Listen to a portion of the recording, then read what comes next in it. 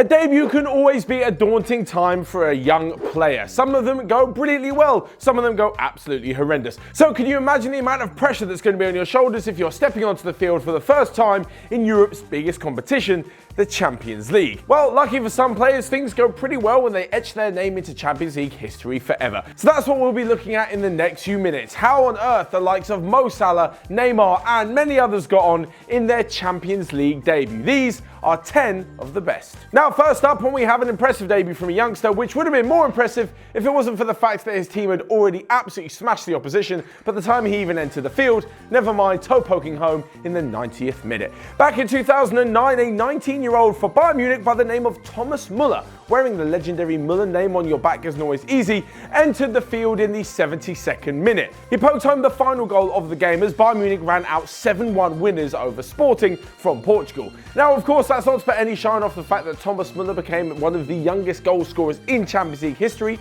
This is since its rebranding in 1992, but still, nonetheless, it was a pretty special night for him and he's gone on to be one of the best goal scorers in the competition, certainly within the top 20. One of the most impressive feats of this was that it was actually in the knockout round of the Champions League, as it was in the last 16. The following season, however, Müller would go on to help Bayern Munich all the way to the final, where they'd eventually lose to Jose Mourinho's Inter Milan. However, a few years later, he did manage to get his hands on the trophy as Bayern Munich beat Dortmund 2-1 at Wembley. Thinking back from all those years and all the success he's had in the Champions League, I'm sure he'll remember the Sporting game pretty fondly. In at number 9, now I'm not going to lie to you again, this isn't the most spectacular of debuts, but he's gone on to be one of the best players the world has ever seen, so I pretty much had to put him in this list. It's Neymar. Back in 2013, the Brazilian wonderkid signed from Santos to Barcelona and made his debut in the Champions League as Barca ran riot against Ajax, winning 4-0. Now, on the night, he managed to set up a goal for PK, but it wasn't him who stole the headlines, of course,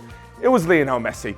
The Argentinian grabbed a hat-trick that evening and everyone pretty much forgot about Neymar from the second that he provided that assist to PK. Nevertheless, he would go on and win the title, of course, with Messi and Barcelona in tow in 2015 as they smashed 3 goals past Juventus in Berlin's Olympia Stadium. Moving on to number 8 now, we come to a player who managed to bag 2 goals on his Champions League debut, and what a fine goal, especially the first one, was indeed. For Diego Costa, when he stepped out onto the field for the first time in the Champions League game for Atletico Madrid, the opponents were the mighty Austria Vienna. Now, that's no slight on the team themselves, but they weren't exactly the hardest opposition he would ever face in the Champions League. His first goal saw him take the ball from the halfway line, slalom past 2 defenders before slotting the ball past the keeper. And by the time he'd wrapped up the second, he pretty much made his impact on the biggest stage in European football. That season, he went to score a further 8 goals in the Champions League as Atleti managed to reach the Champions League final, however, fall at the final hurdle to arch rivals Real Madrid in extra time in Lisbon. Okay, I'll do that one again. But lose out to arch rivals Real Madrid in Benfica's stadium. Despite this though, and of well, pretty big consolation to Atletico Madrid that season, he did manage to win La Liga. In at number 7, now we have a rather familiar name for all of you Spanish football fans over there, and someone that Tottenham fans you may remember from a few seasons ago. Now, Roberto Soldado is probably best remembered for his goal-scoring exploits with Valencia, with Villarreal, and less so for his goalless exploits with Tottenham Hotspur in the Premier League. But back in 2005, and then 20-year-old Roberto Soldado made his Champions League debut for none other than Real Madrid. Coming on in the 80th minute against Olympiacos at home, the score was 1-1. Cue a ball from David Beckham at that time. Soldado has a header, the goalkeeper saves it, but he knocks in the rebound to bring the end to a fantastic debut for him. He was only on the pitch 10 minutes, but he scored a goal. What more could you want? Well, it turns out even if he did want more, he didn't really get it at Real Madrid. He went on to only score 1 more goal in Real Madrid's colours in the next year and a bit, and eventually was sold and then put together the career that we know now. He currently finds himself at Fenerbahce in Turkey. Oh, and a quick side note for that game against Olympiacos where Soldado scored the winner. In injury time, Real Madrid got a player sent off and finished the game with 10 men. Can you guess who that player to get a red card was? Of course, it was Sergio Ramos. Some things never change.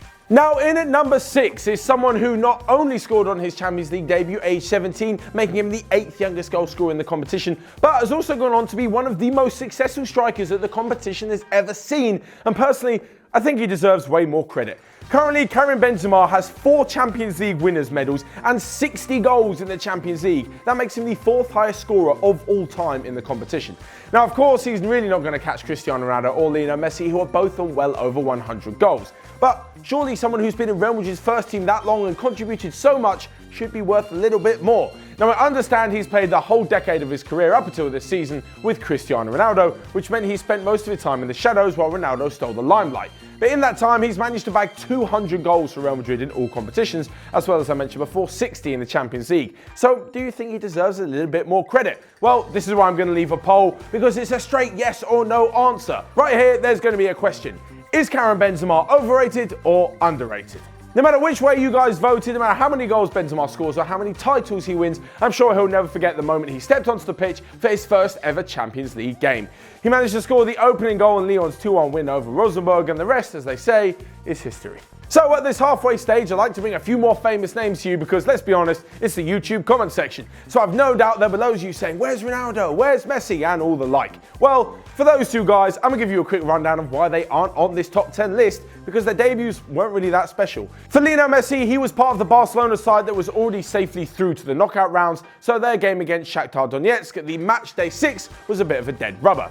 Nonetheless, he made his debut in the Champions League and Barcelona lost 2-0, so you can see why he's not in this list. As for Cristiano Ronaldo, well, he did actually win a penalty for Manchester United, which Ruud van Nistelrooy converted. However, they lost 2-1 to Stuttgart in the group stage, meaning that Ronaldo's debut wasn't all that impressive and he doesn't get a place in the top 10. Up next, and a name I doubt many of you will know unless you're a Celtic fan. Signed for £80,000 back in 2012, nobody would have heard of Tony Watt at the first whistle in the game between Celtic and Barcelona. However, come the end of the game, he was a hero around Parkhead. This is because in the second half, Watt came on and ended up smashing in the winner against Barcelona. Now, make no mistake about it, this was not a weak Barcelona side. There were the likes of Victor Valdez, Jordi Alba, Dani Alves, Iniesta, Xavi, Messi, Pedro. All of the stars were playing for Barcelona, and Celtic, and especially Tony Watt, managed to bring them down. Unfortunately for him though, this is pretty much the best it would get, not only at Celtic, but in his whole career. After leaving Celtic just a year and a half later, he moved around many clubs in Belgium and England, before now finally being back in Scotland with St Johnstone. However, if you are only ever going to score one Champions League goal, make sure it's a winner against Barcelona. In at number 4 is someone who probably is a little more recent in the memory to you guys, and that is RIYAD MAHREZ. Now, if it wasn't impressive enough that he was signed from the French second division, then a year and a half later was lifting the Premier League title, just a few months after that, he was showing that he was more than capable of playing on the biggest stage in European football by smashing in 2 goals for Leicester in their maiden Champions League campaign. As the Foxes headed to Belgium to take on Club Brugge, MAHREZ was feeling confident, and why not? He'd just become a Premier League champion. He curled in a fantastic free kick and scored a penalty late on to put Leicester well on their way to reaching the quarter-finals of the competition eventually. Now, far from being the brilliant finishing forward that we know right now, back in 2013, Mo Salah was a young, exciting, talented winger, and didn't Chelsea just know it? A few games against the boys from Stamford Bridge was about to turn Mo Salah's footballing career on its head, and this is how it happened. Basically, in April of 2013, Mo Salah went to Stamford Bridge with Basel and ended up scoring a goal. They did lose in the semi-finals of the Europa League. However, he would be back, and how? In September, Basel found themselves in the Champions League after winning the title. They went to Stamford Bridge, Mo Salah scored against Chelsea, then set up the winner for teammate Marco Strella. This, combined with the fact that Salah scored the only goal of the game in the return leg, meant that Chelsea really had felt the wonders of his left foot. So what did they do? They did what Chelsea always do. 1 month later in the January transfer window, they bought Mo Salah from Basel for £11 million. However, they didn't really make much use of him, and in the next few years for some spells in Italy, Mo Salah eventually found himself back at Liverpool, which is where he is now, tearing up the Premier League. I'm sure Chelsea and Jose Mourinho are probably regretting that one. Now, in at number 2 is one of the greatest English players of a generation. When he was injured in 2004, Wayne Rooney had to miss the rest of the European Championships, and so the start of the season with his new club, Manchester United. After all, he had just transferred from Everton, his boyhood club, for around £27 million, and the Old Trafford faithful just could not wait to see him in action. But they'd have to wait until the opening game of that year's Champions League competition against Fenerbahce. What did Wayne Rooney do? Well, he repaid the faith that all the fans and the board and Alex Ferguson has shown in them by bagging a hat-trick. Now, honestly, there is nothing you can quite comprehend like making your Champions League debut. So then, making your Champions League debut and banging in 3 goals as your team wins 6-2, that is just the stuff that dreams are made of. Wayne Rooney would of course go on to win absolutely everything in the English game, including the Champions League, and to be honest, he was just an all-round smashing player. Now finally, we come to number 1, and obviously it's going to take some beating to topple Wayne Rooney's hat-trick on his Champions League debut, but Ryan Bertrand may just have done that. Now, I know you're probably sitting there scratching your head, and that's exactly what myself and thousands of other fans around the world probably thought when they saw the team sheet for the 2012 Champions League final between Chelsea and Bayern Munich. Now at Southampton, back then, Ryan Bertrand, a youngster who'd never played in the Champions League, and he was a left back, was starting the game at left midfield ahead of Ashley Cole due to injuries in the Chelsea squad. Interim manager Roberto obviously put a lot of faith in the youngster, and he went on and had a pretty decent game. He didn't do anything too spectacular, but thankfully the rest of his Chelsea teammates did.